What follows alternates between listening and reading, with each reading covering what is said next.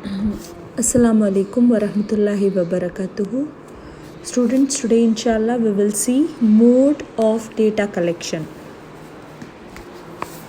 Okay, so there are three basic ways of collecting data. First is personal interview, next is telephone interview, and then mailing questionnaire. Okay, mailing questionnaire. So three basic ways of collecting data is, first is personal interview, second is mailing questionnaire, okay, that is mailing questionnaire survey, and third is telephone interview. Okay, now what is personal interview? See, this method is used when the researcher has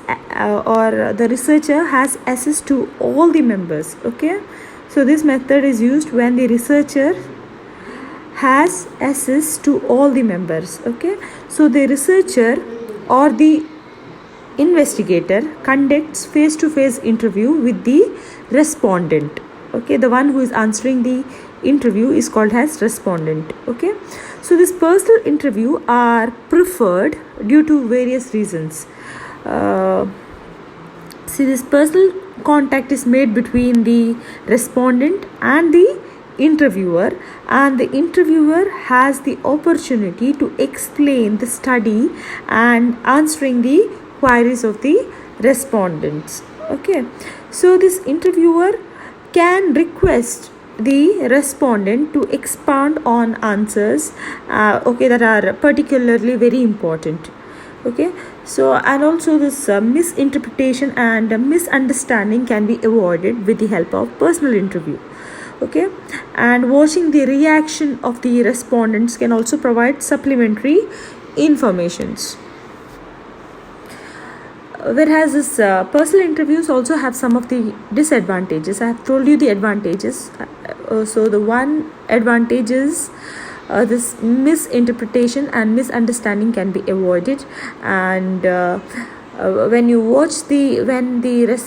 interviewer watch the respondent reaction, he will get the supplementary information as well, and he can also ask the interviewer can also ask the respondent to expand his answers, okay, wherever it's required. Okay, now we will see what are the demerits of personal interview. Personal interview has some of demerits, that is, it is very expensive as it requires trained interviewers. Okay, so it is very expensive and it takes long time to complete the survey. Okay, so when one by one is interviewed, it takes long time. That means it is very time consuming. Okay, next is presence of the researcher may inhibit respondents from saying what they really think. Okay, so because the researcher is in front of the respondent may not say openly whatever he feels, whatever he thinks, what he really thinks. Okay, so this is all about personal interview. Next is mailing questionnaire. Okay, so the next way of collecting data is mailing questionnaire. Now what is this mailing questionnaire? See, when the data in a survey are collected by mail, the questionnaire is sent to each individual by mail with a request to complete and return it by a given name. Okay, sorry, by a given date. Okay, so what did I say? When a data in a survey are collected by mail, then it is called as mailing questionnaire. Okay, here the questionnaire is sent to each individual by mail with a request to complete and return it by a given date.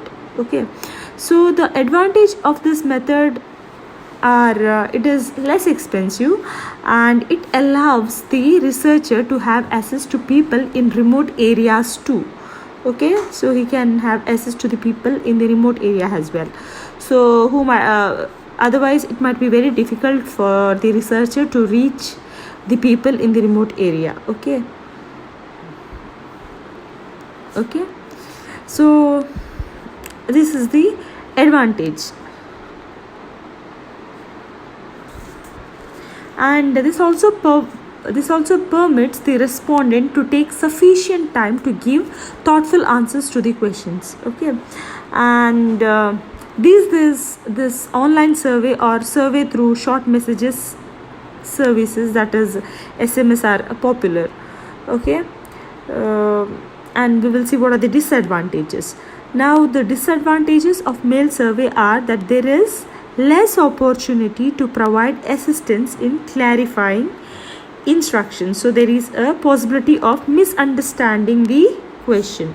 Okay, so what is the disadvantage? I've told you, it is there is a less opportunity to provide assistance in clarifying the instructions, so it may lead to misunderstanding the question. Okay, and sometimes what happens is mailing also likely to produce low response rate due to a certain factor, such as returning the questionnaire without completing it, then not returning the questionnaire at all, or loss of questionnaire in the mail itself. Okay, now we will see the next method of collecting data, that is the telephone interview. So you all know what is telephone interview. Okay, here in a telephone interview, the investigator, the investigator asks questions over phone. Okay, that is the telephone. And okay, so what did I say?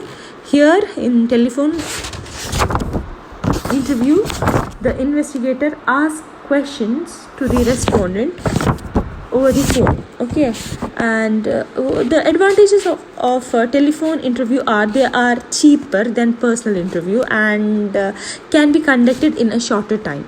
Okay, they allow the researcher to assist the respondent by clarifying the questions. Okay, and this telephone interview is better in case where the respondents are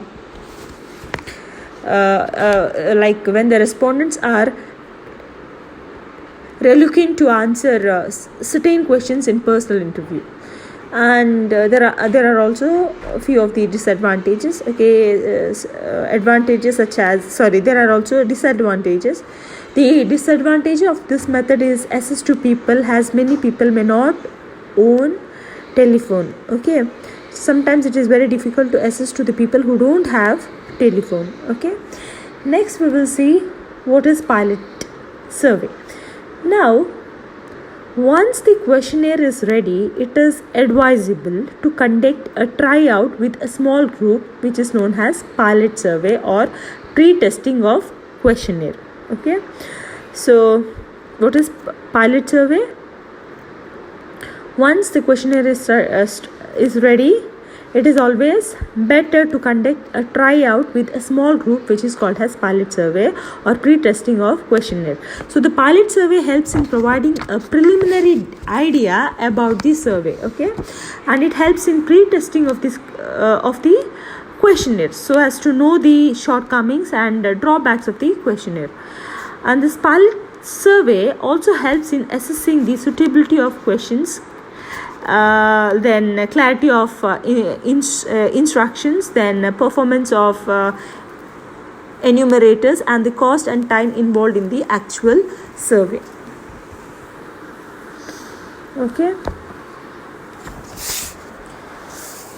Okay, I hope you all understood so far whatever I've told you. What is pilot survey, then what is a personal interview, what is mailed interview, what is telephone interview, and what are the advantages and disadvantages of such interviews. Okay, so the advantages of personal interview, as I've told you, are high response rate. Second is allows use to all type of questions. Okay, then next is it is better for using open-end questions, and then allows clarifying of the questions. Okay, whereas the disadvantages is most expensive and more time tasking and possibility of influencing respondents. Okay, and about the mailing interview, the advantages are least expensive, then no influence on respondent, then best for sensitive questions. Whereas the disadvantages are cannot be used by illiterates, then long response time, then reaction cannot be watched over mailed interview. Then telephone interview, the advantages are relatively low cost and relatively less influence on respondents, then relatively high response rate. Okay, and the disadvantages are limited use, then reaction cannot be watched, then possibility of influencing respondents. Okay, now we will see what is census and sample survey. Okay, now what is census and sample survey? So the census is also called as complete enumeration. Okay, a survey which includes every element of the population is known as census. Okay, a survey which includes every element of population is known as census. That means all the population are taken into consideration in census. Okay, or the method of complete enumeration. So if certain agencies are interested in studying the total population in India, they have to obtain information from all the household in rural and urban area. Okay, so it is carried out every 10 years. So a house to house inquiry is carried out covering all the household in India, okay, or in a country. Then demographic data on birth and death, then on birth rates, on death rates, then literacy, employment, life expansion, it is life expectancy, then size and composition of population, etc. are collected and published by the Registrar General of India. Okay, so the last census of India was conducted, or it was held in 2011. So according to the census of 2011, population of India was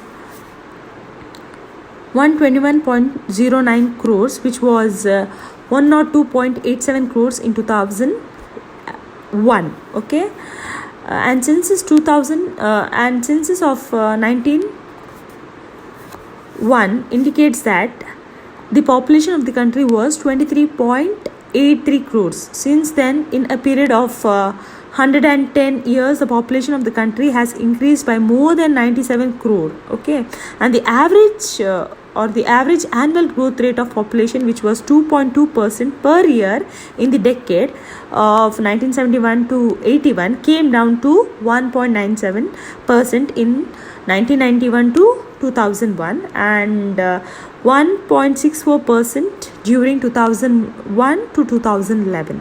Okay. Next we will see population and sample. Now I hope you all understood what is census. As I've told you, census includes every element of the population. Here you are taking into consideration all the elements of the population. Okay, now population and sample. Now population or the population is also called as universe in statistics. Okay, so population means totality of the items under study. Okay, thus the population or the universe is a group to which the result of the study are intended to apply. So a population is always all the so when I say a population is always all the individuals or items who possess certain characteristics or a set of characteristics. So according to the purpose of the survey, the first task is to select a sample the first task is to select a sample, is to be identify the population. Okay, so the first task in selecting a sample is to identify the population, and once the population is identified, the researcher selects a method of studying it. Okay, he has to choose, or he has to select a method of studying it. So if the researcher finds that survey of the whole population is not possible, then he may decide to select a representative sample. Okay, so when I say sample, a sample refers to a group or section of the population from which information is to be obtained.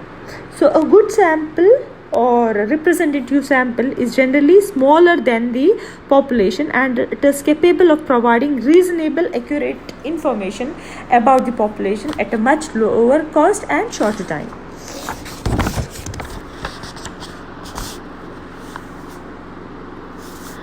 see, for example, if you want to study the average income of people in a certain in a certain region, according to the census method, you would be required to find out the income of every individual in the region. Okay, then add them up and divide them by the number of individual to get the average income of people in the region. Okay, so this method would require huge expenditure, as a large number of enumerators have to be employed. Correct. So alternatively, you select a representative sample of a few individuals. Okay, here you are taking the representative. Okay, you are taking few individuals from the region and finding out their income.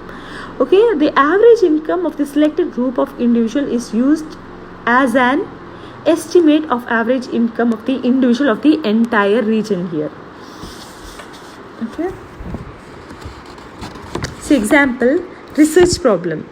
See, to study the economic condition of agricultural laborers in any district.